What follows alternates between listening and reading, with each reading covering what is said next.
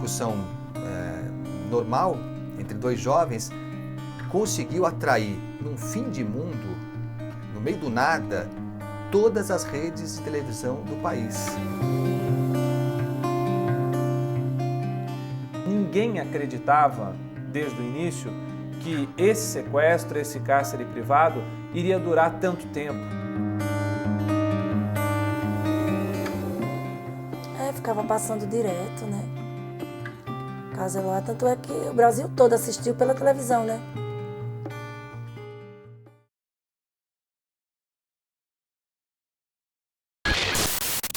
Você vai ter um susto aqui nessa nossa gravação, porque nós vamos conversar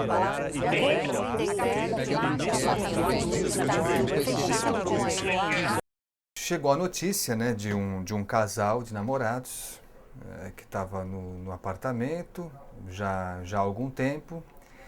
E assim, para ser sincero para você, quando chegou a primeira notícia da história, não me pareceu um caso relevante.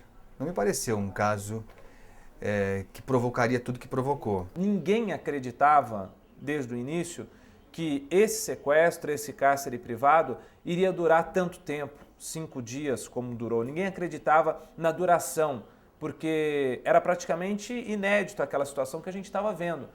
Parecia uma briga de namorados. Não se podia imaginar que teria esse fim trágico, lógico, mas eu jamais imaginaria que ia provocar essa reação da imprensa e da população. Ela era uma menina tida como uma das meninas mais bonitas ali da região, ele dominava a menina assim, afetiva e afetivamente e tal, e num determinado momento ele perdeu esse domínio. Não é? Então, perdendo esse domínio, ele se sentiu menor, menosprezado e qualquer coisa nesse sentido. Então, eu não vejo como um amor patológico, eu acho que é como uma não aceitação de um fora. Porque foi assim, a Eloá, ele acabou com a Eloá, ele sempre acabava, mas era assim, ele acabava com ela e como se ele não tivesse acabado. Depois ele voltava como se ele não tivesse falado nada para ela. E ela, dessa vez, ela levou a sério.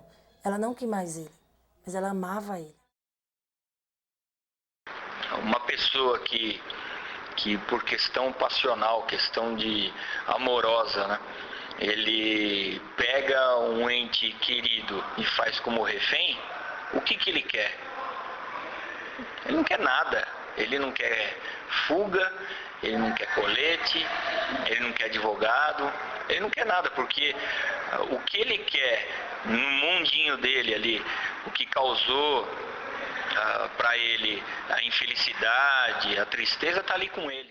Como uma discussão normal entre dois jovens conseguiu atrair, num fim de mundo, no meio do nada, todas as redes de televisão do país.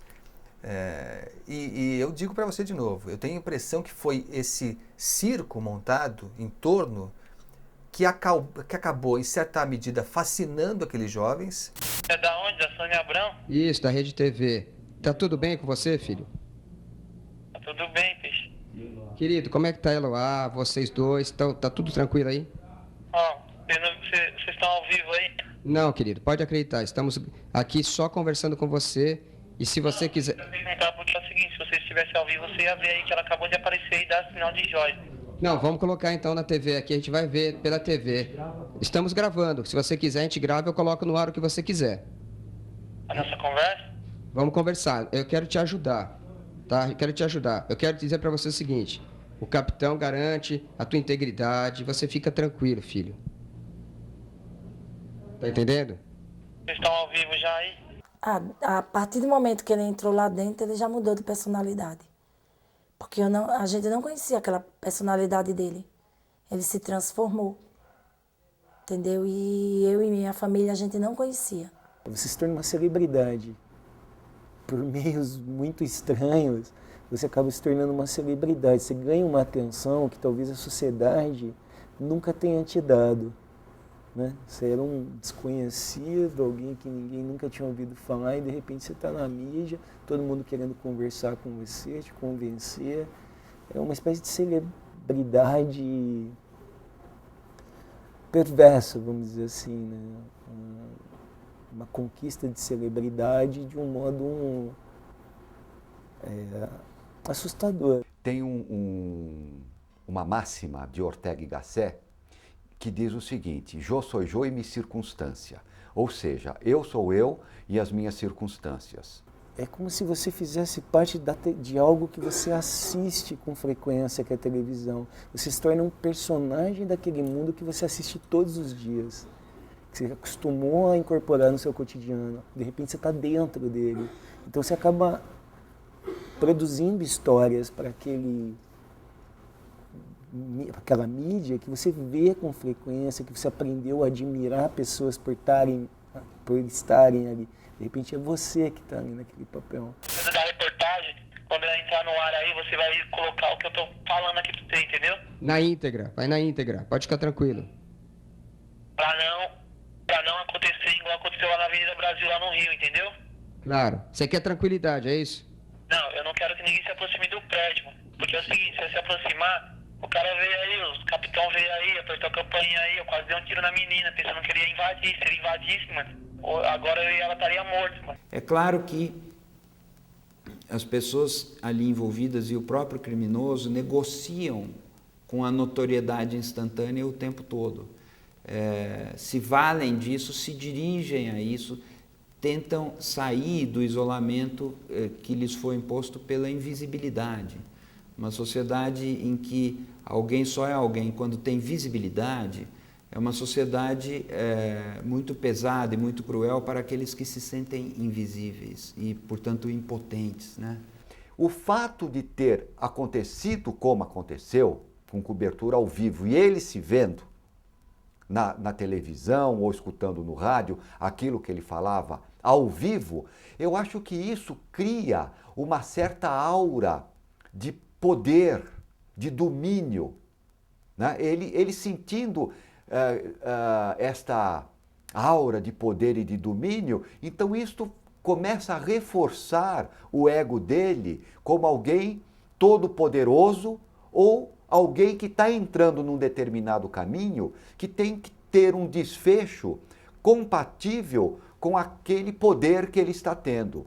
Foi cortado a luz para nós termos a possibilidade de avançar estrategicamente em alguns pontos ali. Uma reação padrão, né, em qualquer dessas ramificações, ele vai ficar incomodado. Isso é em qualquer uma. Primeiro ele vai ficar incomodado e depois ele vai decidir em que caminho seguir. Tudo que ele falava, ele via na televisão. Tanto é que quando cortaram a força, ele mandou minha filha ligar para mim. Mãe, manda ligar a força. Você confia em mim, mãe? Eu falei, claro, filha, que eu confio. Ela disse, pede para ligar a força, mãe. Aí tomaram o celular da minha mão e falaram assim, não pode ligar a força. Aí foi quando negociou a Nayara. Isso aí até gerou um problema, né? Porque aí a imprensa mencionou que ao vivo ele viu, né? Porque aí ele ligou a TV, que nós tínhamos... a polícia tinha conquistado a libertação da Nayara. Para nós não importa se fomos nós ou o partido dele, o importante é tirar uma inocente lá de dentro, né? E ele ficou bravo, ligou para mim falando, não foram vocês, não, ela saiu porque eu quis. É claro, Liso, foi você que quis, fique tranquilo, a imprensa não sabe o que está dizendo. Ele ficou, e essa notícia distanciou ele da gente. Houve uma comemoração quando a Nayara foi libertada. Comemoração dos moradores, da própria família dela e da própria família da Eloá, que acreditava que com a libertação da Nayara, da melhor amiga dela, a Eloá também seria libertada, né? No dia seguinte, para surpresa de todos, de repente, aparece Nayara caminhando com o irmão dela em direção ao prédio onde ainda estava Lindbergh e Eloá, né? Nós, ao redor ali, um jornalista conversando com o outro, acreditávamos que era o fim, tinha acabado o sequestro, tinha acabado o caso, porque a Nayara estaria indo até o apartamento para buscar a amiga para sair de lá, né? E para nossa maior surpresa ainda, ela entrou e não saiu. A repórter Janaína Lepre tem outras informações ao vivo. Boa noite, Janaína. Boa noite, Cristiane. Um representante do Conselho Nacional da Criança e do Adolescente está aqui para cobrar explicações do comandante da operação. Ele disse que Nayara, de 15 anos, não poderia ter retornado ao apartamento nem mesmo com a autorização dos pais. Segundo a polícia, a volta dela faz parte das negociações e foi uma exigência de Lindenberg Alves para terminar o sequestro.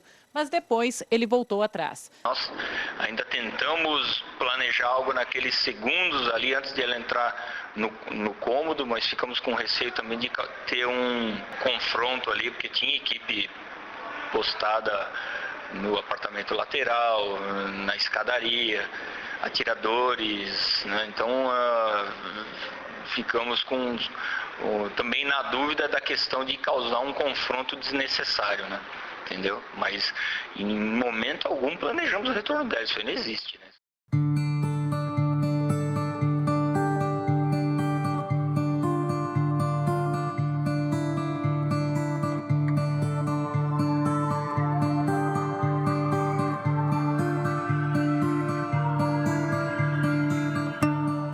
Se alguma coisa deveria ser ensinado, é que o jornalista veja tudo de uma forma horizontal e não vertical.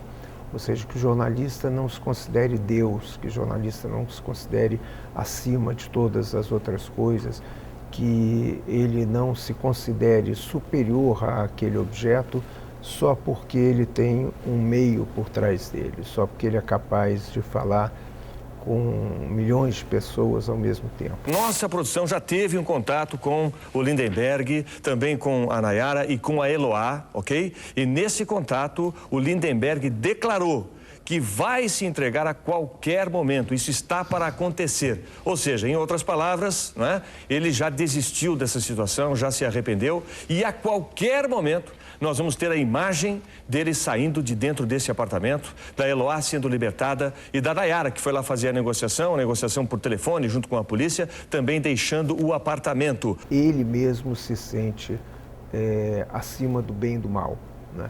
Então ele pode fazer tudo. O que ele disser é verdade. E ele o seu lapso, ele nunca será reparado. Não é como um piloto de um jato que, se ele errar durante uma fração de segundo, ele mata centenas de pessoas. Não é como um cirurgião que, se ele errar por uma fração de segundo, ele mata o paciente. Não, o jornalista pode errar durante horas, durante dias, durante meses, que não acontece absolutamente nada. Algumas pessoas da imprensa, obviamente que todo mundo está cobrindo esse caso, chegaram a alertar a respeito do risco do Lindenberg cometer uma bobagem, né? Uma violência maior contra a Eloá. E o Lindenberg está dizendo aqui para nós que ele não vai cometer mais nenhum ato impensado. Ele não vai. Podem ficar tranquilas as famílias. Essas informações estão confirmadas e nós estamos apenas aguardando o momento exato em que isso tudo terá um desfecho positivo. Isso vai acontecer em breve e nós estamos lá atentos, de olho nesse apartamento em Santo André.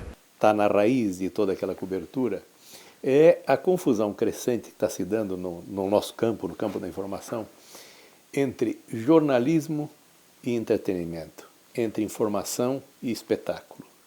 Quer dizer, na verdade, na minha visão, existem dois mundos que deviam caminhar de uma maneira bastante separada. O mundo do entretenimento, o mundo do show, e o mundo da informação, que é o nosso mundo, que exige apurar, que exige princípios éticos, exige responsabilidade, etc.